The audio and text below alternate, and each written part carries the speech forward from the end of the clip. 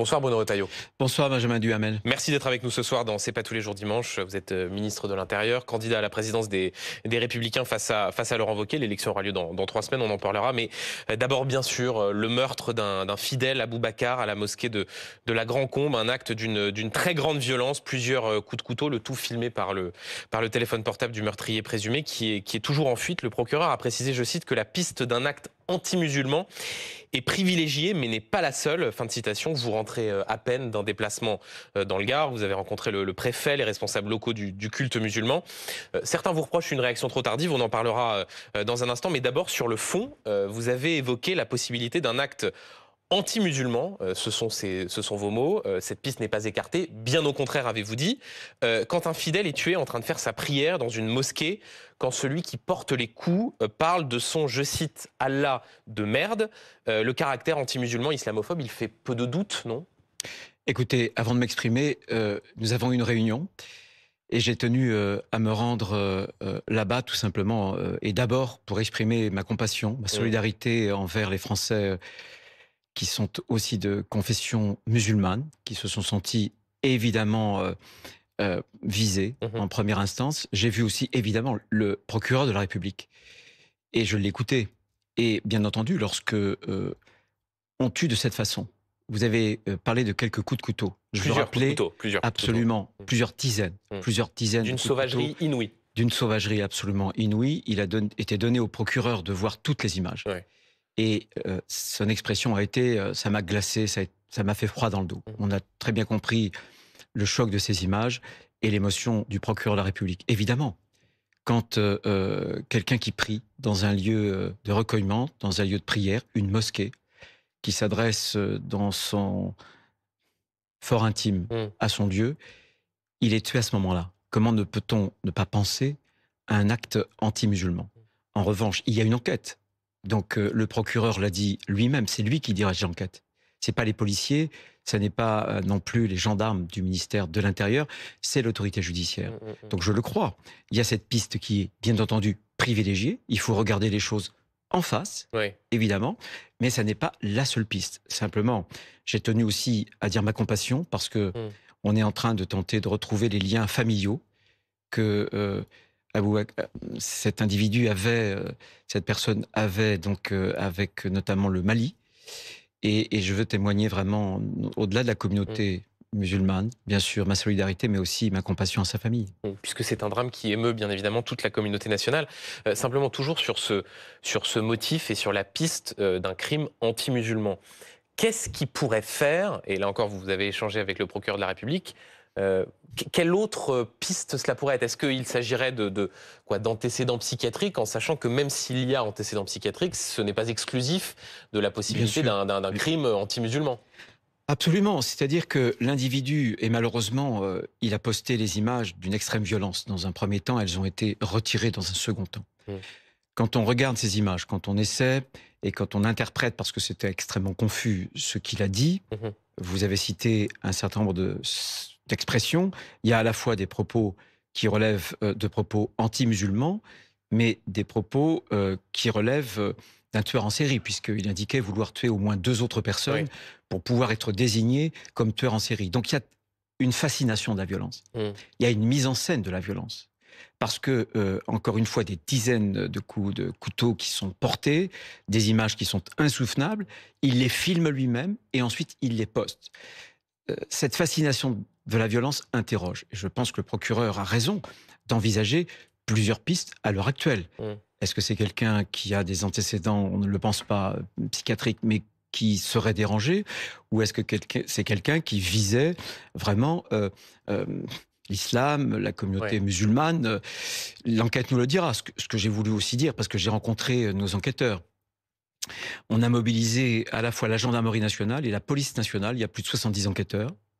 Des enquêteurs, une 50aine de la police nationale, une 20aine de la gendarmerie nationale, de Nîmes, mais aussi de Montpellier, et aussi d'offices centraux, c'est-à-dire des moyens nationaux. Mais je veux prendre l'engagement ce soir. Nous le rattraperons. Nous le rattraperons. Et il sera remis entre les mains de la justice pour être, j'espère, puni. Lourdement puni. Un mot sur le profil de ce meurtrier présumé. De quelles informations disposez-vous sur son profil?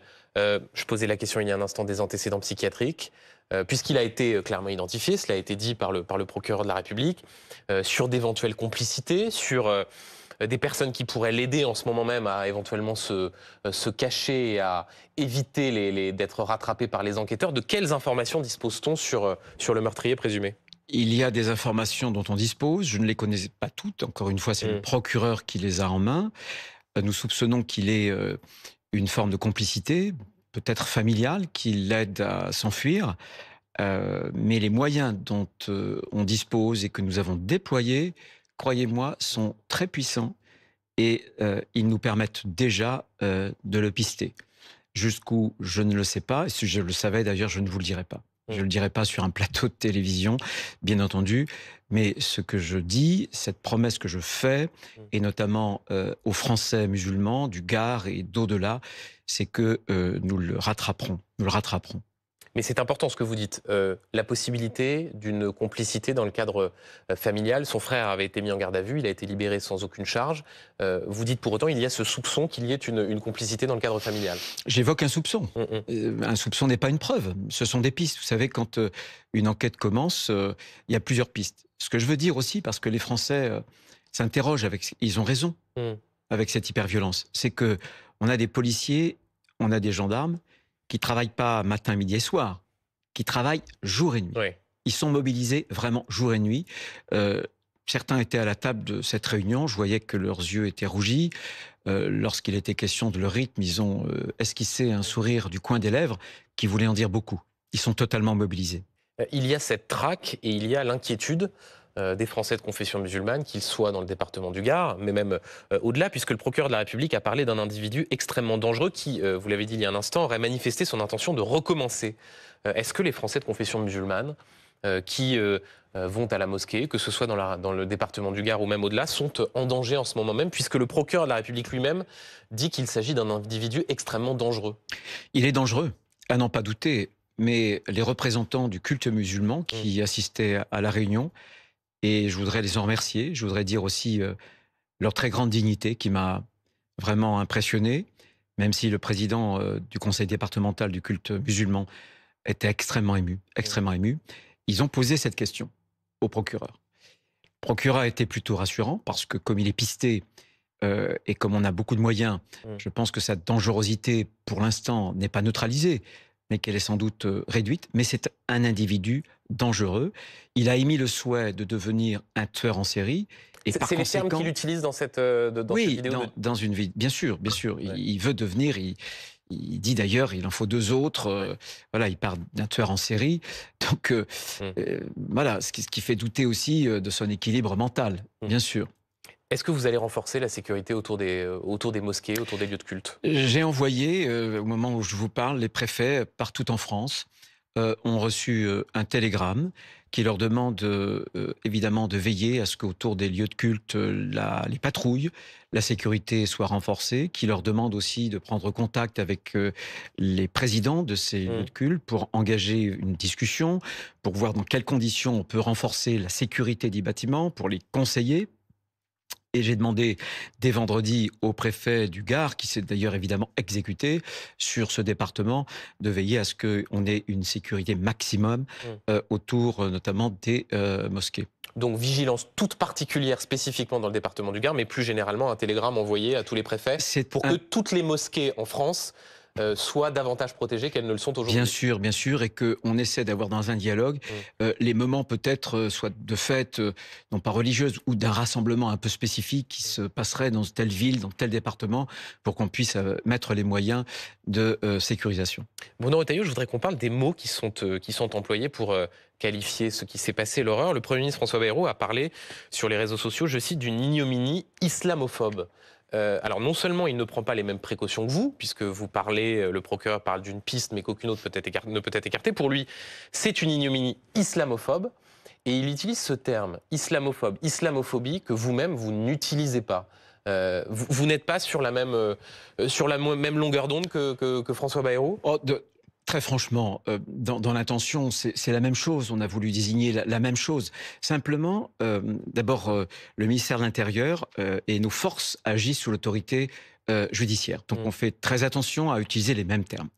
Ensuite, le procureur a parlé lui-même d'islamophobie. Deuxième, de la piste dans un communiqué, mais pas ensuite. Il l'a redit au tout à l'heure. moment de la réunion, il ne l'a pas utilisé. Okay, Ensuite, au ministère de l'Intérieur, on utilise toujours la terminologie anti-musulman. Et d'ailleurs, les autorités cultuelles musulmanes utilisent aussi ce terme. Il y a quelques semaines, dans le cadre du FORIF, du Forum de l'Islam de France, nous avons lancé une plateforme qui veille justement sur Internet pour la discrimination vis-à-vis des actes anti-musulmans et des actes anti-musulmans et pas des actes d'islamophobie. Donc vous voyez, c'est le terme que l'on retient. On parle par exemple d'actes anti-chrétiens. C'est toujours dans le cas du ministère parce qu'il y a une connotation idéologique du terme islamophobie, notamment très marquée vis-à-vis des frères musulmans, qui fait que dans notre ministère, on prend une précaution à ne pas l'utiliser. Mais donc quand François Bayrou l'utilise, quand ce midi même au micro de Guillaume Darey, Laurent Wauquiez, oui, parle d'un acte islamophobe, d'islamophobie, il manque de précautions. En fait, parfois, Bruno Retailleau, on se pose la question de savoir si des responsables politiques qui n'utilisent pas ce terme ne sont pas là pour chercher au fond à amoindrir la réalité d'un phénomène qui est que des fidèles musulmans peuvent être pris pour cible parce qu'ils sont musulmans. Non. Le mot anti-musulman veut bien dire ce que cela veut dire. Voilà. Salman Rushdie, d'ailleurs, lui-même, avait fait un certain nombre de déclarations sur le thème de l'islamophobie. Donc je pense qu'il faut vraiment respecter les choses. D'abord, il y a une enquête qui commence, il y a plusieurs pistes. Et encore une fois, nous utilisons toujours au ministère de l'Intérieur, et y compris sur les autorités du culte musulman, nous utilisons toujours le terme anti-musulman que nous préférons au terme d'islamophobie qui est idéologiquement connoté. Ça n'enlève rien, et c'est la raison pour laquelle ça n'est pas ce qui me distingue fondamentalement du Premier ministre. Ça vise en réalité des actes contre précisément nos compatriotes musulmans. Bruno Retailleau, les avocats de la famille d'Aboubacar Cissé demandent que le parquet national antiterroriste soit saisi. Je cite, la communauté musulmane profondément meurtrie doit bénéficier du même traitement que tout autre citoyen, notamment à travers la saisine immédiate du PNAT.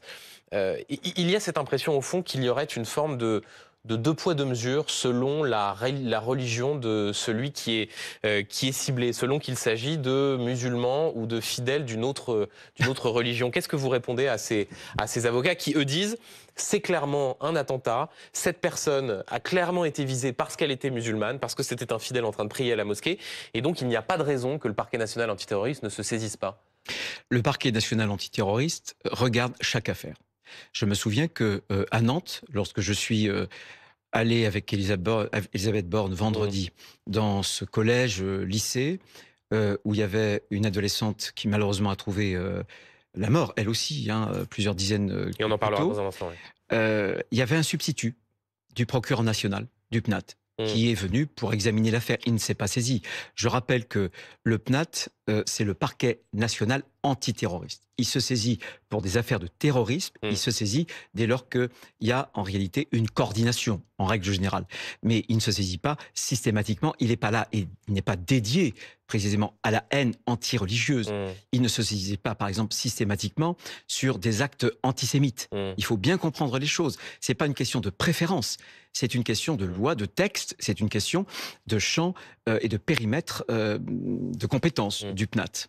Et puis il y a, Bruno Retailleau, la question du temps que vous avez mis avant de réagir. Vendredi, après l'attaque et la mort de ce fidèle, vous ne vous êtes pas rendu tout de suite à la mosquée de la Grand-Combe. Vous avez réagi, pour être très précis, sur les réseaux sociaux, sur X, à 14h48, mais pas de déplacement dans la journée. Vous étiez notamment dans l'Ain, puis en Savoie, pour des réunions publiques pour la présidence des Républicains. Alors certes, vous y êtes allé tout à l'heure, mais ces 2 jours... trop tard, non, Bruno Retailleau? Non, d'abord, j'ai été un des tout premiers à réagir et à donner mon sentiment pour assurer la solidarité qu'on doit à nos compatriotes musulmans. Ensuite, c'est toujours trop tard. Il est mort. C'est toujours trop tard. Et je n'ai pas voulu me précipiter dans la mesure où j'attendais des éléments d'enquête. j'attendais des éléments d'enquête. Attendez, Bruno Retailleau, on a vu le drame qui s'est passé à Nantes avec cette lycéenne qui a été poignardée mortellement, 3 autres lycéens qui ont été poignardés. Vous vous êtes rendu avec Elisabeth Borne immédiatement sur place. Vous avez bousculé tout votre agenda. Là, on a un fidèle musulman qui se fait tuer en train de faire la prière. Certes, vous réagissez sur les réseaux sociaux, mais non seulement vous n'y allez pas, et en plus vous maintenez 2 réunions publiques dans le cadre d'une élection interne. Comprenez que ceux qui nous regardent ce soir se disent, là encore, il y a une forme de 2 poids, 2 mesures dans la façon dont un ministre de l'Intérieur, ministre des cultes, bouscule son agenda pour témoigner de sa solidarité vis-à-vis de celui qui est mort. Non, la grande différence, c'est que nous avions arrêté l'auteur et nous savions à peu près de quoi il s'agissait. Je rappelle qu'au moment où, avec Elisabeth Borne, nous nous y sommes rendus, il y avait plusieurs vies qui étaient en jeu. Une adolescente était morte. Et il pouvait y avoir d'autres adolescents qui étaient morts. Lorsque je me suis rendu aussi à Mulhouse, on savait à qui on avait affaire.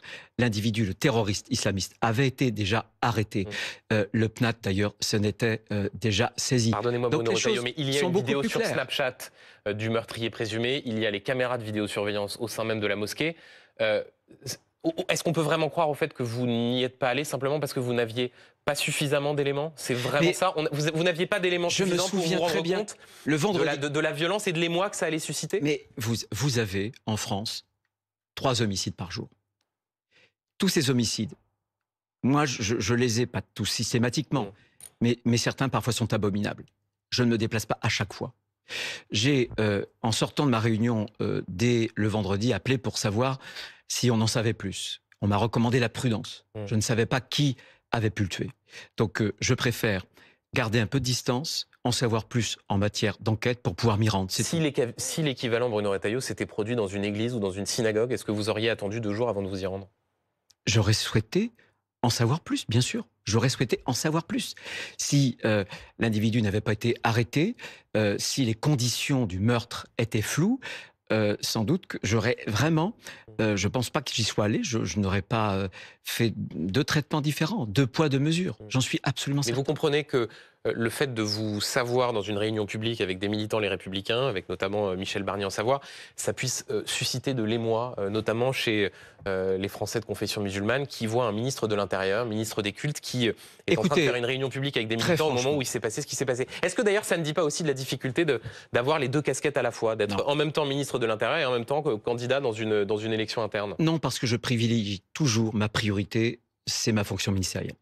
Toujours. Vous l'avez dit tout à l'heure d'ailleurs, j'ai pas hésité vendredi et même samedi matin à annuler un certain nombre de choses. En revanche, ce que je veux vous dire, c'est que je suis vraiment totalement consacré à cette mission et je mène les 2, mais en priorisant bien entendu ma tâche de ministre de l'Intérieur. Bruno Retailleau, il y a quelques minutes, un rassemblement a commencé, place de la République, contre l'islamophobie, à l'appel de personnalités de gauche, notamment Jean-Luc Mélenchon. Est-ce que vous irez en sortant de cette émission? Vous voulez rire? Vous parlez sérieusement? Vous voulez rire? Moi, je suis frappé parce que j'ai entendu les critiques de l'extrême gauche, notamment des Insoumis. Je suis frappé par le contraste que j'ai perçu très, très concrètement, très directement, entre l'extraordinaire dignité des représentants, des Français musulmans que j'ai rencontrés tout à l'heure. Ils ne m'ont pas reproché d'être venus trop tard d'ailleurs. Ils ne me l'ont pas reproché. Et l'indignité de LFI, qui, une fois de plus, instrumentalise. Parce qu'ils instrumentalisent. Parce que on voit bien que eux font 2 poids, 2 mesures. D'ailleurs, ils n'avaient pas fait, après Mulhouse et d'autres attentats terroristes islamistes, quoi que je sache, un certain nombre de manifestations. Ils choisissent leur cause. Si ils avaient choisi à l'époque de déposer à l'Assemblée nationale une proposition de loi pour abolir le délit d'apologie du terrorisme. Voilà, moi je pense que c'est pas exactement le même sujet. Pourquoi, Bruno Retailleau, le fait d'organiser un rassemblement pour protester contre l'islamophobie et faire, dans le cas d'espèce, une minute de silence en hommage à la victime, en quoi est-ce de l'instrumentalisation? Et pourquoi ne pas, dans un esprit de, je ne sais pas, de dépassement des clivages partisans, se dire je suis ministre de l'Intérieur, il y a une manifestation en hommage à cette personne et j'y vais? Non, parce que depuis le début, vous avez vu leurs déclarations, vous avez vu leurs tweets, vous avez vu leur expression publique, ils instrumentalisent ce crime. Ils l'instrumentalisent. Je n'hésite pas à le dire. Et je pense qu'ils ne rendent pas service à nos compatriotes musulmans. Parce que moi, je vois dans nos compatriotes musulmans, d'abord des Français. Ensuite, évidemment, ils sont de confession musulmane. Mais eux, ils ont une formidable ambiguïté vis-à-vis de l'islamisme, qu'ils ne dénoncent jamais, et ils ont une extraordinaire complicité avec l'antisionisme qui leur permet souvent d'attiser les braises rougeoyantes de l'antisémitisme. C'est une forme d'instrumentalisation. Je voudrais qu'on écoute Jean-Luc Mélenchon qui a pris la parole il y a quelques instants, place de la République. Il vous a cité et vous réagissez juste après. Écoutons Jean-Luc Mélenchon. Dans notre pays, une ambiance, un climat islamophobe a été entretenu, cultivé des mois durant. Et chacun, jusqu'au plus officiel, s'est senti autorisé à faire des déclarations dont sans doute peut-être il ne mesurait pas toute la portée et toute la violence. Par exemple, quand le ministre de l'Intérieur, dans une réunion, dit « abat le voile », imagine-t-on que quelqu'un ait crié « abat les crucifix ». Jean-Luc Mélenchon qui, là, vous cible directement, vous serez responsable d'un climat islamophobe. Bien sûr que Jean-Luc Mélenchon me cite, que l'extrême gauche me cite. J'ai dénoncé l'extraordinaire complicité dont ils font preuve. C'est d'ailleurs pas moi, c'est monsieur Ruffin dans un livre qui avait dénoncé la distribution de tracts dans des banlieues différenciés par rapport au faciès, voyez. Oui, mais attendez Bruno Retailleau, là vous répondez effectivement sur des bisbilles qu'il y a pu avoir entre François Ruffin et Jean-Luc Mélenchon. Ce que dit Jean-Luc Mélenchon là, c'est il y a un climat islamophobe. Reprenons par ailleurs le terme, là encore, qu'a utilisé François Bayrou dans l'après-midi. Et il cite notamment ce que vous avez dit à l'occasion d'un meeting. Il y avait plusieurs personnalités qui prenaient la parole, notamment Manuel Valls, où sur la question de l'interdiction du voile dans les compétitions sportives, vous avez dit « abat le voile ». Quand il y a un climat de haine contre les musulmans, est-ce que quand on est ministre de l'Intérieur, on peut prendre la responsabilité de dire à la tribune « abat le voile ». Cela fait partie des choses qui alimentent un climat de ressentiment ou de haine contre les Français de confession musulmane. Deux choses. Jean-Luc Mélenchon et ses amis, les Insoumis, LFI, font du communautarisme. Mais je vous pose une question sur vous et vous répondez sur le communautarisme des Insoumis. Je vais vous répondre, mais vous m'avez demandé de réagir aux propos de Jean-Luc Mélenchon. Je réagis. Ce qu'il ne cesse de faire, c'est un communautarisme pour draguer le vote des Français musulmans. Et en faisant cela, ils veulent les séparer de la communauté nationale. C'est extrêmement grave et ça fait d'abord mal à nos compatriotes musulmans. Ensuite, quand je parlais du voile, j'ai utilisé cette expression dans un cadre bien précis parce qu'il y avait un texte dont j'avais d'ailleurs co-signé la PPL au Sénat qui interdisait pour les compétitions sportives fédérales le voile. Eh bien, je ne renie rien. Dire « abat le voile » quand on est ministre de l'Intérieur, je dis que le voile... à la tribune devant un parterre acquis à sa cause, est-ce que ça n'alimente pas un ressentiment général contre la religion musulmane, des fidèles qui, pour certaines, portent le voile sans que je sache que le voile signifie d'appartenir à une mouvance islamiste? Ah non, mais je n'ai jamais dit que toutes les femmes qui portent le voile étaient des islamistes. Quand on dit « abat le voile », mais ce que je vous dis aujourd'hui, devant vous, les yeux dans les yeux, c'est que tous les islamistes, tous, il n'y a pas une exception, souhaitent que les femmes soient violées. Curieux d'ailleurs, comme acte manqué, soient voilées. Et très franchement, je l'ai vu un certain nombre de fois, il faut qu'on garantisse que les terrains de sport, pendant les compétitions sportives, soient un cadre où chacun... Vous ne regrettez pas ces mots, abat le voile? Mais écoutez, je pense que le voile n'a rien à faire dans les compétitions sportives. Le voile n'a rien à faire non plus à l'école de la République. Il a été interdit en 2004. Voilà. Eh bien, je pense qu'il y a des mouvements, notamment frères musulmans, qui voudraient précisément politiser, finalement, idéologiser.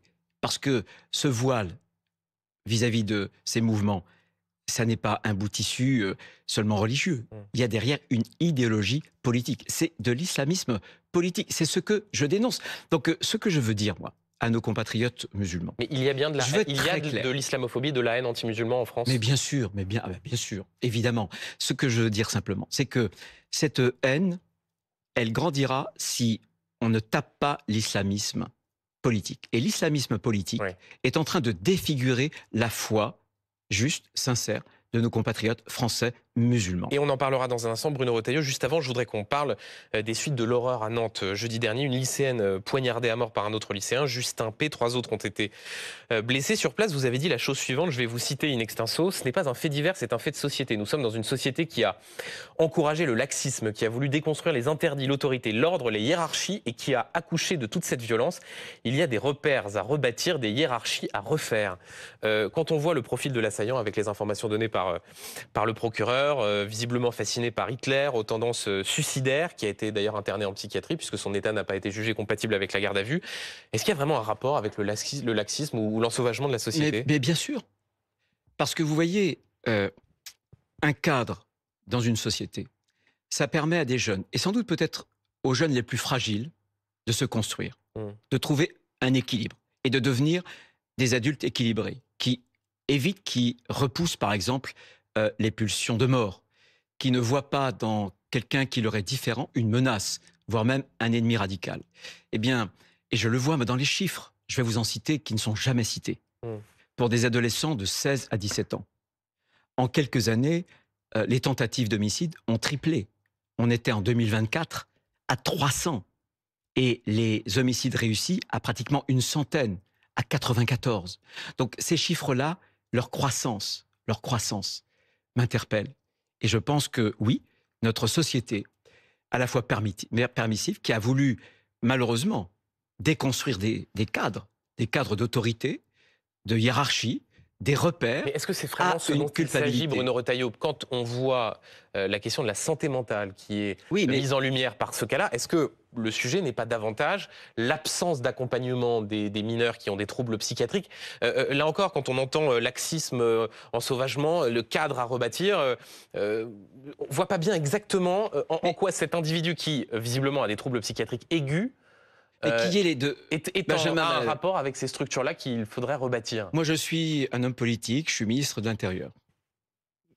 Mon problème à moi et ma compétence, c'est l'ordre public. Qui est une défaillance de la psychiatrie en France ? Oui. Je vais vous citer un autre chiffre. Sur les 3500 postes en psychiatrie publique, il y en a, je crois, 1200 qui ne sont pas pourvus.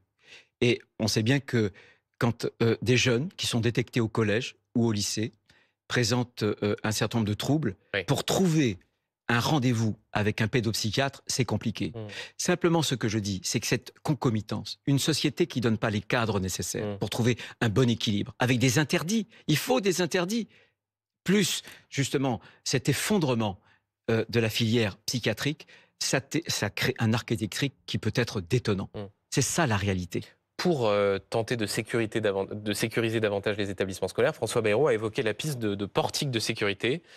Est-ce que c'est vraiment la solution, sachant là encore qu'il faut les moyens de mettre un portique devant chaque lycée, vous avez le risque que certaines armes passent malgré ces portiques, que par ailleurs, si l'on parle des fouilles, pour entrer dans le détail, les personnels éducatifs ne sont pas des officiers de police judiciaire et donc n'ont pas la capacité de procéder à des fouilles, ils peuvent juste demander d'ouvrir les sacs. Est-ce que, au fond, là encore, on ne vend pas aux parents d'élèves, aux élèves, des solutions qui de toute façon ne seraient pas opérantes ? C'est exactement ce que j'ai voulu dire quand je suis allé à Nantes et j'ai dit, vous savez, nous ne pouvons pas mettre un gendarme et un policier derrière chaque élève. Bien sûr, vous mettez un portique, vous avez un couteau en céramique et le portique ne sonne pas. Voilà, ça peut présenter des améliorations. On a, avec Elisabeth Borne, il y a quelques semaines, voulu intensifier. On a voulu intensifier, par exemple, les contrôles avec des policiers ou des gendarmes aux abords de collèges ou de lycées. Mais c'est impossible de le faire systématiquement. Donc, moi, je ne veux pas tromper les Français. Moi, je pense qu'il faut aussi traiter les causes. Il faut traiter les causes. On peut avoir des réactions politiques. Donc c'est assez illusoire de considérer qu'il y a une réponse sécuritaire à très court terme pour sécuriser davantage les établissements scolaires. Je suis ouvert à tout et on va là aussi intensifier un certain nombre de contrôles. Mais très franchement, le risque zéro, ça n'existe pas. Je préfère le dire. Et les hommes politiques, on doit aussi dire la vérité aux gens parce que eux la ressentent. Eh bien, il faut traiter les causes. Les causes, voilà, c'est cette société qui est trop permissive, des familles où manque parfois la figure du père, où sont les pères. pour poser un cadre d'autorité, une école qui ne peut pas rattraper tous les échecs de la famille, mais qu'il faut aussi rebâtir, reconstruire, etc., etc. Donc il y a du travail. Mais les cadres dont vous parlez mettent combien de temps avant de produire des effets ? Mais vous avez raison. Mais vous voyez, il faut d'abord le dire. Il faut poser un diagnostic. Il faut poser un diagnostic. J'ai jamais dit, moi, aux Français, que demain, on allait tout régler. Oui. Simplement, si on ne pose pas aujourd'hui le bon diagnostic, on n'y arrivera pas. On n'aura pas les bonnes armes, les bons antidotes pour ce poison de l'hyperviolence qui est en train quand même de pourrir notre société. Mais je ne parle même pas des réseaux sociaux. Mais justement, Bruno Retailleau, sur cette question de l'hyperviolence et de l'insécurité en général, je vais citer 2 phrases. La première, notre pays est en train de devenir l'un des plus violents d'Europe. Deuxième phrase, on constate tous un climat d'insécurité qui se dégrade. Est-ce que vous savez qui dit ça ? Quelqu'un qui me veut du bien. Oui, exactement, quelqu'un qui vous veut du bien, en la personne de Laurent Wauquiez, votre concurrent au sein des Républicains. C'est pas un adversaire qui dit ça. Je répète les phrases. Notre pays est en train de devenir l'un des plus violents d'Europe au sujet des prisons. Et à la mi-journée, au micro de Guillaume Darey, on constate tous un climat d'insécurité qui se dégrade. C'est vous le responsable de la sécurité, de ce climat de violence ? Ça n'est pas l'adversaire, mais c'est un compétiteur. Ce que je veux dire, c'est qu'on a déjà eu des résultats. Il n'a pas l'air d'être convaincu de ça. Sur les fameux rodéos, qui pourrissent aussi la vie dans nos villes, même dans nos villages. On a augmenté de 65%, par exemple, la prise des voitures automobiles. On a diminué un certain nombre de chiffres de la délinquance. Le préfet de police, il disait il y a quelques jours dans une émission que c'était palpable, que le taux de délinquance, notamment sur Paris, avait notablement diminué. Donc ces résultats, on les a, petit à petit. Mais Paris, c'est pas fait en un jour. Il faut du temps et on revient de loin. On a pris, je vais vous dire, on a pris avec Laurent Wauquiez à l'époque cette décision. Quand il dit notre pays est en train de devenir l'un des plus violents d'Europe, est-ce que vous considérez que ce constat est juste ? Non, il est violent. La société est hyper violente. Je veux simplement ramener les choses à leur origine. Si je suis ministre de l'Intérieur, c'est pas un débauchage individuel. Je ne l'aurais pas toléré. J'aurais dit non. C'est parce qu'il y a 6 mois, avec Laurent Wauquiez et d'autres, notre famille politique, on a considéré qu'il fallait qu'on se retrousse les manches. Parce que si on avait dit non au président de la République, le président de la République aurait donné les clés de la France justement à cette gauche mélenchonisée. Quand on est droite, on fait barrage à la gauche. Quand on est droite et gaulliste, quand le pays va pas bien, eh bien, on s'engage. On ne se cache pas, on ne se planque pas. On s'engage, même quand c'est difficile. Et la situation n'est pas simple. Simplement, là où je suis, je veux servir mon pays que j'aime. Voilà, c'est tout. Je veux être utile. Et c'est une réponse en creux à Laurent Wauquiez qui, lui, ne cesse de prêcher la liberté qu'il a pour critiquer le gouvernement. On en parlera dans quelques instants. Visiblement, les choses sont en train de se tendre avec Laurent Wauquiez. Mais juste avant, Bruno Retailleau, je voudrais qu'on parle de la question de l'entrisme islamiste. Vous allez rendre public dans quelques jours un rapport que vous qualifiez d'accablant sur les frères musulmans, sur la façon dont l'islamisme politique, dites-vous, pratique de l'entrisme. C'est juste un rapport comme ça où vous allez en tirer des conséquences très directes sur, je ne sais pas, la fermeture de lieux de culte, sur la question d'un certain nombre d'établissements scolaires hors contrat. Parce que, et je fais le lien avec ce constat que vous posez, les mots sont peut-être très forts, mais dans les actes, quand il s'agissait du lycée Averroès dans le Nord, rupture du contrat entre cet établissement et l'État, le tribunal administratif de Lille rétablit ce contrat. Est-ce qu'il n'y a pas des mots qui sont forts et derrière une impuissance publique incroyable qui ne peut être compensée par aucun rapport ? Franchement, on ne peut pas m'accuser d'avoir diligenté la décision du juge administratif de Lille. Cette décision de casser le contrat d'association avec le lycée Averroès, qui est très influencé par l'idéologie des frères musulmans, était une bonne décision. Le tribunal dit qu'il n'y a pas suffisamment d'éléments pour résilier ce contrat d'association. Oui, mais moi je vous dis qu'il y a des éléments. Je vais en citer quelques-uns, par exemple. Il y avait eu de la Chambre régionale des comptes un examen des comptes, puisque là il s'agit, le contrat d'association, c'est le contrat par lequel les Français subventionnent, l'État subventionne un lycée. La Chambre régionale des comptes avait dû, au regard de ce qu'elle avait vu, faire déférer à la justice, faire un signalement, un article 40, notamment parce que l'ancien président confondait sa bourse avec la bourse du lycée pour plus de 70 000 euros. C'est pas rien. L'imam Iqiyoussen, qui est un frère musulman, qui a été exclu de France, expulsé, ces ouvrages audio étaient à la libre disposition des élèves. Il y avait un fichier qui avait été constitué où vous aviez les noms, notamment des inspecteurs de l'éducation nationale qui venaient faire des contrôles, ce qui est d'ailleurs une qualification pénale. Que faut-il de plus? Et donc, comment vous expliquez que la justice rétablisse ce contrat d'association? Si je critiquais la justice, vous me critiqueriez. Simplement, il y a un appel, un droit d'appel, une seconde chance, et j'espère bien qu'on ira jusque-là. Vous avez du neuf là-dessus, puisqu'Elisabeth Borne a dit qu'elle allait prendre le temps de regarder. On en a parlé, j'espère bien qu'il y aura appel. Mais il n'y a toujours pas eu d'appel. Non, parce qu'on a plusieurs jours, c'est tout. Ouais. Et nos services doivent se voir. Il doit y avoir une réunion prochainement. Simplement, ce que je veux vous dire dans le Gard, par exemple, en l'espace de moins de 2 ans, le préfet a fermé plus de 12 écoles coraniques, une quinzaine, je crois, d'écoles coraniques. Dès qu'on peut expulser ou fermer un lieu de culte, quand il y a une dérive, eh bien, on ferme ou on expulse. Mais attendez, on est quand même dans un pays laïque où il doit y avoir la liberté de conscience et il faut que les fidèles puissent avoir aussi des lieux de culte. Simplement, nous ne transigerons pas et dès lors que les frontières, justement, de la règle de droit française laïque sont dépassées, alors nous sévissons systématiquement. Laurent Wauquiez vous demande de classer les frères musulmans comme organisation terroriste. Est-ce que vous allez le faire? On peut dissoudre dès lors qu'on a un certain nombre de preuves. Et à chaque fois qu'on a des preuves, c'était le cas d'ailleurs pour le lycée Averroès, c'est le cas pour des écoles coraniques, c'est le cas pour l'expulsion de l'imam Iqiyoussen, on le fait. Mais est-ce qu'il est possible de classer les frères musulmans, comme le demande Laurent Wauquiez, en organisation terroriste et d'interdire les frères musulmans? C'est la demande qu'il fait. On ne peut pas interdire les frères musulmans en tant que tels. On peut, dans la manifestation de leurs organisations, oui, soit les fermer, comme je viens de vous le dire, que ce soit des écoles, des lycées, etc. Mais ce que moi je recommande, après le rapport qui va être déposé sur l'entrisme, c'est qu'on soit beaucoup plus sourcilleux, notamment par l'entrisme, précisément dans des associations sportives, cultuelles, sociales. Demain, on aura des municipales. Je sais qu'un certain nombre voudront s'insinuer, infiltrer les listes municipales. C'est la raison pour laquelle je veux que ce dossier soit mis dans le débat public. Pour l'instant, il n'y est pas parce qu'il est classé secret. Quand vous parlez des municipales, c'est quoi? Qu'il y ait des listes confessionnelles? Des listes communautaristes, oui. Et ça, quoi, il faut les interdire? En tout cas, bien sûr, il fera que les préfets, il fera qu'on prenne un certain nombre de dispositions.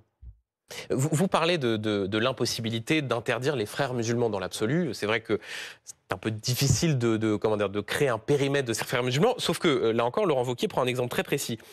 Il parle de l'Organisation des musulmans de France, ex-UOIF, considérée dans l'islam de France comme une forme d'émanation des frères musulmans. Et là, il vous dit, Laurent Wauquiez, il faut les dissoudre. Il faut dissoudre l'association Les Musulmans de France. L'UOIF a été dissoute d'ailleurs. Ils se sont reconstitués en Belgique. Je pense que ce qui est important, c'est de relever notre niveau de défense, c'est ce qu'on va faire à l'issue du rapport sur l'islamisme, et taper systématiquement les manifestations de cette idéologie frères musulmans. Parce que sinon, je vais vous dire, si on n'a pas de preuves à chaque fois, la justice va nous contredire. Donc il faut, lorsque on veut dissoudre... C'est une demande très précise, là, les musulmans de France. Oui, mais moi, je vous réponds très précisément. Si vous n'avez pas de preuves... Est-ce que vous allez dissoudre les musulmans de France? Une idéologie en France, vous ne pouvez pas dissoudre sur une idéologie. Vous pouvez dissoudre sur des faits, sur des preuves. Parce que si je dissous aujourd'hui... Donc selon vous, il n'y a pas suffisamment de preuves pour dissoudre les musulmans de France? Nous dissolvons... Je précise bien, les musulmans de France étant une association... Une association qui n'a rien à voir avec la communauté de nos compatriotes. Donc là, vous n'avez pas assez d'éléments pour la dissoudre? Pour l'instant, non. Mais si j'en avais, croyez-moi, je n'hésiterai pas un seul instant. Alors Bruno Retailleau, pourquoi en 2020 avez-vous co-signé une lettre ouverte qui était adressée aux autorités où vous demandiez la dissolution de cette organisation, les musulmans de France? Le sénateur Retailleau, il ne pense pas la même chose que le ministre Retailleau? Mais l'UOIF l'a été. L'UOIF l'a été. Et c'était l'émanation des musulmans de France. J'avais depuis le départ, moi, beaucoup combattu le CFCM. Qui était le conseil... Non, pas le CFCM. Le CFCM, c'est le Conseil français du culte musulman, le CCIF. Oui, non. Le CCIF, mais aussi, et heureusement, on a désormais créé autre chose, qui est le FORIF, parce que je considérais que le CFCM était gangréné par un certain nombre, justement, d'idéologies qui sont des idéologies séparatistes. Mais, pardonnez-moi, dans une lettre ouverte en 2020, vous dites il faut dissoudre cette association, les musulmans de France. Et aujourd'hui, vous dites il n'y a pas suffisamment d'éléments pour la dissoudre. On a dissous ce qu'on a pu dissoudre. Je parle de l'UOIF. Et à chaque fois, encore une fois, qu'il y a une infiltration de cette idéologie dans des organisations, et si demain, j'avais les preuves, et si demain, je suis sûr qu'on peut dissoudre sans de me faire retoquer par la justice, nous le ferons. Je crois, Bruno Retailleau, que sur l'UEIF, vous confondez avec le CCIF. Je ne crois pas que l'UEIF ait été dissous. Le CCIF a été dissous et, effectivement a rouvert le CCIE en Belgique. En Belgique. L'UEIF n'a pas été dissous, remplacé par ce mouvement Les Musulmans de France. Vous demandiez sa dissolution en 2020 et aujourd'hui vous dites on n'a pas suffisamment d'éléments pour le dissoudre. Et dès qu'on l'aura, on dissoudra. Mais donc, parfois quand on est ministre, on voit la difficulté des choses qui n'apparaissent pas quand on est sénateur. Il y a des règles de droit. Il y a des règles de droit. Donc moi je suis ministre de l'Intérieur et je dois les respecter. Simplement, croyez-moi que nous n'hésiterons pas, dès lors qu'on aura ces preuves, à dissoudre. Et nous le faisons systématiquement. Regardez sur Averroès. Maintenant, on est critiqué. Vous me critiquez tout à l'heure parce que le juge... pas, Bruno Retailleau. Je mets en avant un certain nombre d'éléments. Le juge, mais pourtant, croyez-moi qu'on a des preuves là. Alors j'espère qu'en appel, on gagnera. Visiblement, parce que pas entendu par le... Si les Français, franchement, si on appelle les Français à subventionner ce type d'établissement, mais on marche sur la tête. On marche sur la tête. Bruno Retailleau, je voudrais qu'on parle un instant de la relation qu'entretiennent la France et l'Algérie et de cet ultimatum qui avait été fixé par François Bayrou pour qu'Alger accepte de reprendre les ressortissants frappés d'une OQTF. Cet ultimatum, il date de fin février. C'était un ultimatum de 4 à 6 semaines. Qui est donc aujourd'hui expiré, même si François Bayrou ensuite est quelque peu revenu sur la date de début de cet ultimatum. Question là encore très simple au ministre de l'Intérieur, ces 60 individus frappés d'OQTF, les considérés comme étant les plus dangereux, est-ce qu'ils ont été récupérés par Alger? Non, ils n'ont pas été récupérés par Alger. Depuis, il y a eu de nouveaux développements, puisque Alger a expulsé 12 de nos agents consulaires qui étaient dans l'ambassade et dans des consulats algériens. Et nous avons rendu coup pour coup, puisque nous avons nous-mêmes expulsé 12 agents consulaires. Il y a même eu depuis une action, d'ailleurs, qui a donné lieu à une procédure judiciaire pour un agent consulaire d'un consulat général sur le sol français qui pourrait être impliqué dans l'enlèvement et la séquestration d'un opposant algérien. Voilà. Donc les choses doivent être très claires.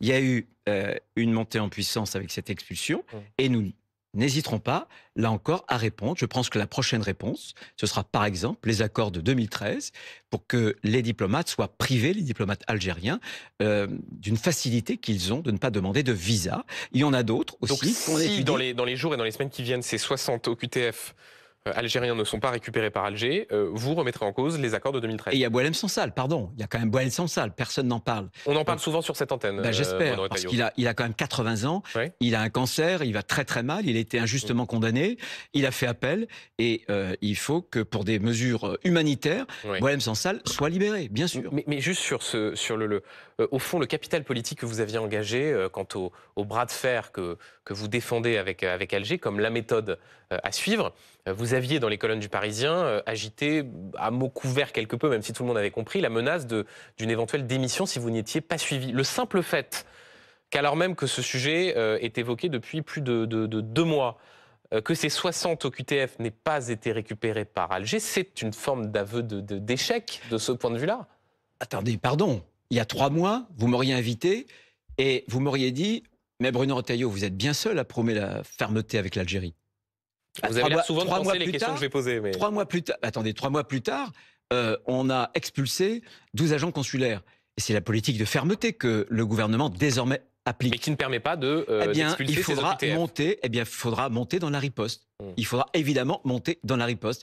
Et vous serez suivi de ce point de vue-là par le président de la République? Je pense que oui, j'espère bien. Comment ne pourrait-on ne pas être suivi? Parce que moi, j'ai pas d'obsession algérienne. Ma seule obsession, c'est la protection des Français. Moi, je veux pas qu'il y ait un deuxième Mulhouse. Mulhouse, vous savez très bien, c'est un ressortissant algérien que l'Algérie aurait dû réadmettre, qu'on avait présenté à 14 reprises aux autorités algériennes, qu'il avait refusé, contrairement aux accords de 94.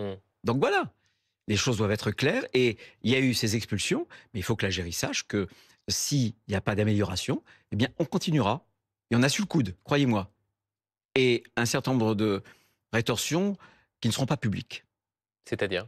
Eh bien, c'est-à-dire, c'est ce que je vous ai dit. C'est-à-dire, au fond, une action discrète Peu importe, on a un certain nombre de leviers qu'on utilisera, y compris que le ministère de l'Intérieur peut utiliser.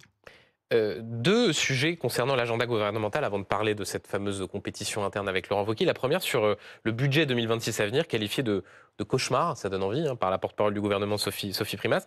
Et cette piste au cœur du débat, réfléchir à la possibilité de mettre fin à l'abattement fiscal de 10% pour les retraités. Est-ce que vous pourriez rester au gouvernement comme ministre de l'Intérieur si cette mesure était décidée dans le budget 2026 ? Il y a beaucoup de gens qui veulent me faire démissionner. Il y a monsieur Tebboune. Mais en tout cas, c'est vrai il y a l'extrême gauche. Non, et puis il y a Laurent Wauquiez qui dit si cette mesure était mise en œuvre, il faudrait poser la question de la présence de la droite au gouvernement. La question, c'est une question de fond. Et je vais vous répondre très directement.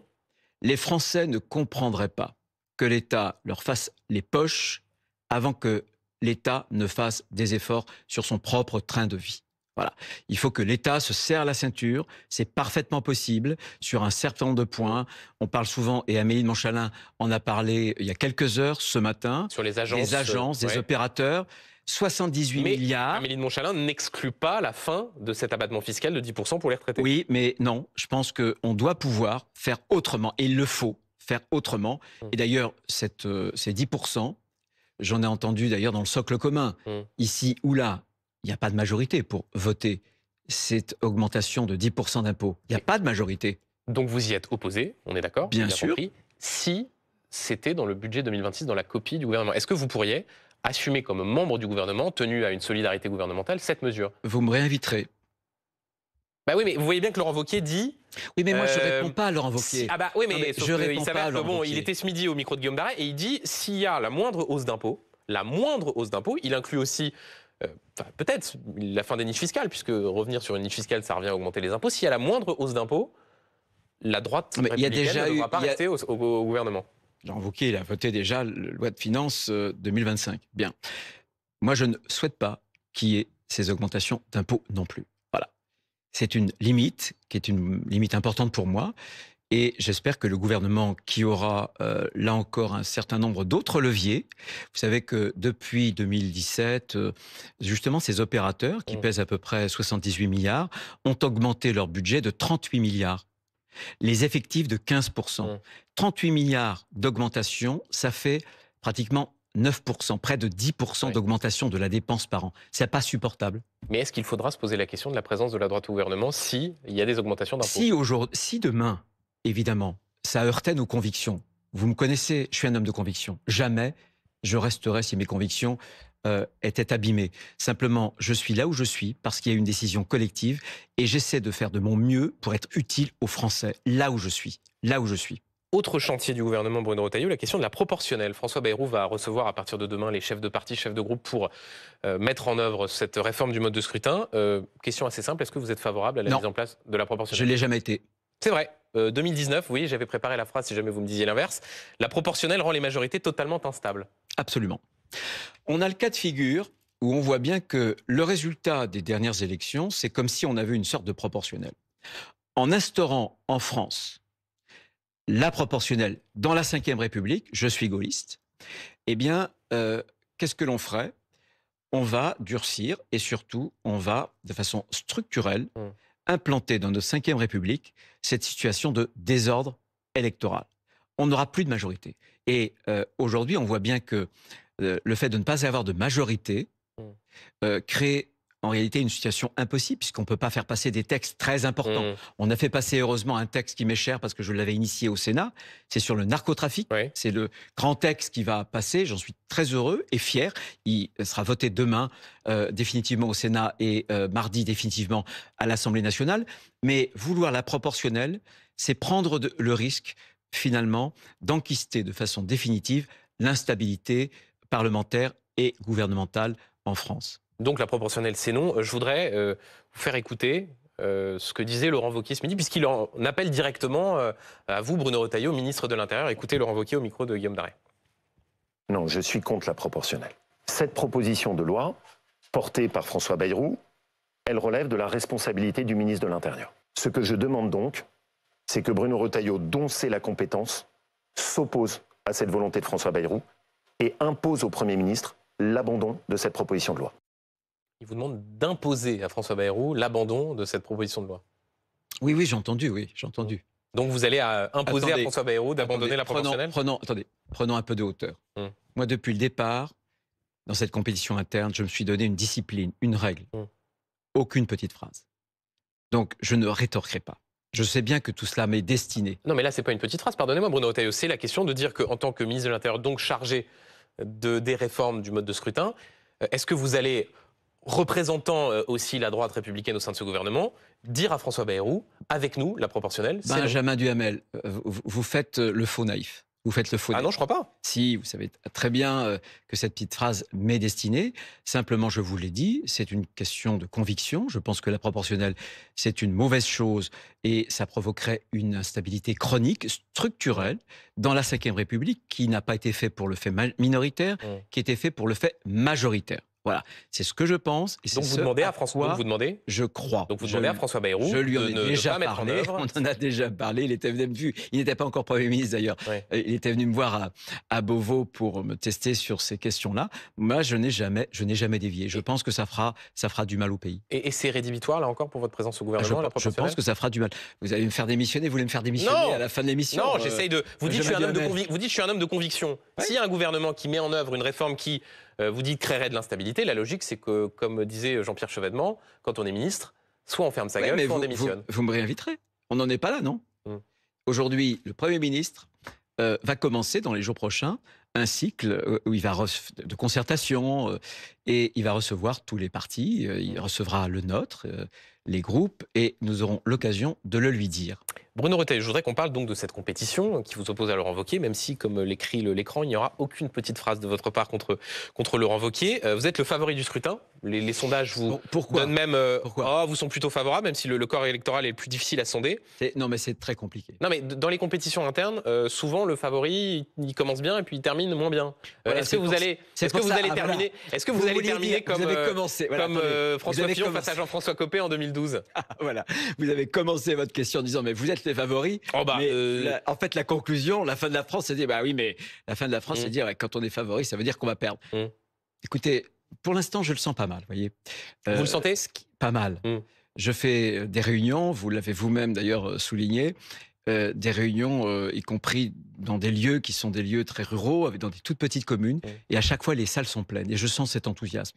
Je l'ai senti cet enthousiasme dès le début, il y a plusieurs mois. Et si je me suis présenté, je vais vous dire, c'est pas pour le goût de la compétition, c'est parce que je me faisais un devoir de ne pas laisser retomber le soufflet. Je m'en suis senti comptable en réalité. Et je pense que la droite, en tout cas les électeurs de droite et du centre, et même au-delà, ont apprécié la posture, l'attitude d'une droite qui s'est engagée. Ils connaissent parfaitement les limites de notre action. On n'a pas de majorité au Parlement. Mais ils veulent une droite, finalement, qui mette les mains dans le cambouis, qui soit utile à la France.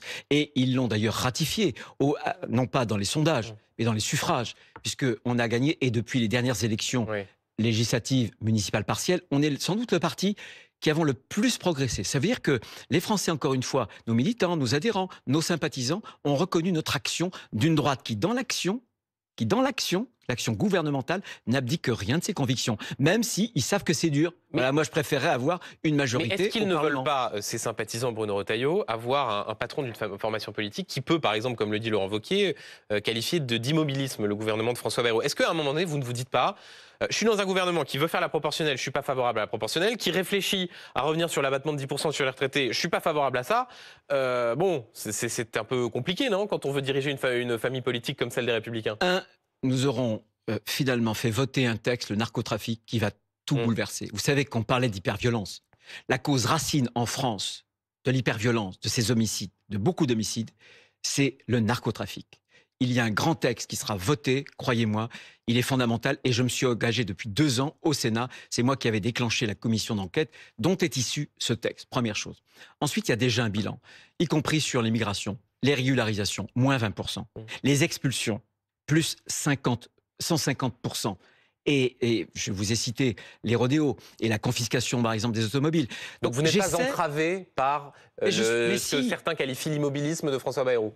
Non, je suis entravé, comme tout le monde, par une situation politique. Je vais vous faire une confidence, c'est que LR n'a pas gagné les élections présidentielles, ni les élections législatives. C'est même le moins qu'on puisse dire, oui. C'est le moins qu'on puisse dire. Ouais. Ben voilà. Donc, la situation dans laquelle je suis n'est pas une situation idéale. Et je me bats, et je me bats pas pour moi, je me bats pour mon pays. Voilà. Et pour mes convictions. Si vous êtes élu à la tête de votre formation politique, se posera immédiatement la question d'une candidature à l'élection présidentielle. Gérald Darmanin, il a dit dans les colonnes de La Voix du Nord ce week-end avoir envie d'être candidat en 2027. Est-ce que vous en avez envie?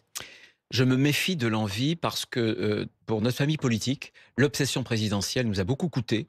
On pensait qu'il suffisait de nous trouver un chef et on arrêtait de réfléchir. Moi, je pense qu'il faut d'abord gagner la compétition interne, 18 mai prochain, et ensuite, il va falloir proposer aux Français un nouveau projet de société, des nouvelles idées. On radote trop souvent des idées du passé. La France d'aujourd'hui, ce n'est pas la France d'hier. Donc, cette question-là, on l'envisagera le moment venu. Mais je vais vous dire, on n'a aucune chance de gagner en 2027 si on n'a pas de nouvelles idées, si on n'a pas un projet cohérent, mais est-ce que vous un projet qui attire des Français. Au-delà, moi, je veux rassembler. Je veux rassembler, d'ailleurs, dans ma famille politique. Je veux faire revenir les gens. Et c'est de notre faute, parce qu'on a été trop souvent une droite honteuse. Les gens qui sont partis pour voter Marine Le Pen, pour voter Éric Zemmour, ou pour voter Emmanuel Macron. Je veux qu'ils reviennent, ces électeurs, chez nous. Vous dites, je me méfie de l'envie. Est-ce que vous vous sentez capable d'être président de la République? Au fond de vous? Écoutez, je ne réponds jamais aux questions sur l'élection d'après. Je ne suis pas dans le coup d'après, je suis dans le coup d'aujourd'hui. Non, mais c'est une question de capacité. Quand vous voyez je comprends. Vous pensez que je n'ai président de la République, est-ce que vous sentez capable? Parce que vous pensez que je n'ai pas les capacités. Non, pas du tout. C'est que je pose la question. J'avais d'ailleurs posé la même à Jordan Bardella il y a quelques mois. Est-ce que vous vous sentez capable d'être président de la République, d'être chef d'État? Je vais vous dire ce qui me pousse en avant, les ressorts de mon engagement politique. J'ai toujours considéré que la politique, pour moi, c'était pas seulement du calcul, c'est pas seulement des intérêts, vous voyez, des intérêts personnels, une ambition. Non, pour moi, c'est autre chose. J'essaie de servir un idéal français. J'ai mes convictions, j'en ai jamais dévié, jamais. Alors, elles peuvent être critiquées, c'est normal, c'est le débat démocratique. Mais si je m'engage, c'est pour ça. Et j'ai aussi un sentiment, je le dis à chaque fois, de gratitude. J'ai toujours pensé depuis très longtemps, depuis que je me suis engagé dans la vie associative, dans la vie politique locale, que j'avais beaucoup reçu et que j'avais quelque chose à rendre à la France, à mon pays, qui m'avait beaucoup donné. Donc c'est ce qui me fait agir. Maintenant, je n'ai jamais eu, jamais, contrairement à d'autres, d'obsession présidentielle. Et vous voyez, je me rase pourtant tous les matins. Mais l'obsession présidentielle, c'est parfois contagieux. Une dernière question, Bruno Retailleau, sur la ligne de départ en 2027, il pourrait y avoir Jordan Bardella, puisqu'il l'a dit ce week-end à nos confrères du Parisien. Si Marine Le Pen est empêchée pour la présidentielle de 2027, je cite, je serai son candidat. Président du RN qui, sur l'économie, est sur une ligne, disons, un peu plus libérale que celle de Marine Le Pen. Est-ce que vous pourriez, vous, comme président de LR, si vous êtes élu, un jour travailler, faire alliance avec le Rassemblement national? Non, je me suis exprimé souvent. Je n'ai jamais cru à l'union des droites.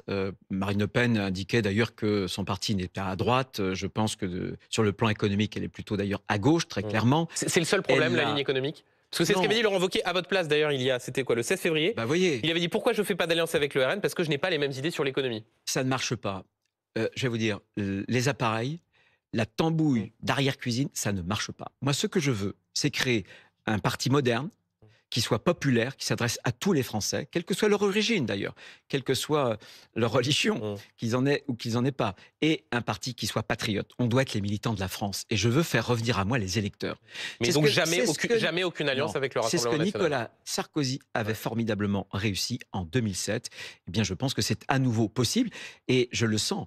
En termes et je le vois bien dans mon action ministérielle, il y a beaucoup d'électeurs que je rencontre sur le terrain qui me disent, écoutez, vous savez, jadis, j'étais un adhérent, j'ai été un électeur, mais vous nous avez découragés, vous nous avez déçus, parce que, encore une fois, vous n'avez pas respecté vos engagements, vous avez été effrayés par le politiquement correct. Eh bien, je pense que ces électeurs-là, ils doivent revenir chez nous. Et on peut les faire revenir à partir du moment où on aura une ligne très claire, on prendra des positions. Tant pis s'il y a des controverses, des polémiques, j'en ai créé, j'en ai suscité, mais c'est très bien, ça m'a permis de m'adresser à tous les Françaises et à tous les Français. Un vrai dernier mot cette fois, c'est la dernière question, Bruno Retailleau. Si vous perdez l'élection interne face à Laurent Wauquiez, est-ce que vous quitterez le gouvernement? Est-ce que vous arrêterez la vie politique? Ah, dites donc, mais jusqu'au bout, vous voulez que je démissionne, là, c'est clair. Vous voulez me faire quitter le gouvernement? Non, puisque donc il y a M. Tebboune, il y a M. Wauquiez, il y en a d'autres, il y a le RN, et puis maintenant il y a Benjamin. Non, je ne crois pas avoir cette prétention-là. Moi, je pose des questions. Écoutez, si vous perdez cette élection, je vais la gagner. Oui, mais ça, c'est facile comme réponse. Mais Ah, c'est vous qui m'avez dit que j'étais le favori. Il n'y a pas d'hypothèse où vous la perdez. C'est vous qui m'avez dit que j'étais le favori. Non, c'est jamais. Vous savez, je suis très précautionneux et j'essaie de me battre quotidiennement. Je vais à la rencontre des militants. J'essaie de leur montrer qui je suis au fond de moi et j'essaie d'avoir une parole qui soit sincère. Voilà. J'espère bien que je vais relever ce défi, j'espère bien que je gagnerai, mais je le fais sur mes bases, voyez, avec mes convictions. Je ne fais pas en trichant, et je pense que cette question de la sincérité, elle est absolument nécessaire dans le débat public. Ça, quand on parle de sincérité, c'est une façon de parler de Laurent Wauquiez ou pas? Ah non, c'est une façon de parler de la politique. Je pense que la démocratie a été abîmée parce que beaucoup d'hommes et de femmes politiques avaient une parole insincère. On sentait très bien qu'il y avait un décalage entre les mots qui sortaient de leur bouche et ce qu'ils avaient dans leur tripes. Quand ils ont quelque chose dans leur tripes. Merci Bruno Retailleau d'avoir été l'invité de C'est pas tous les jours dimanche.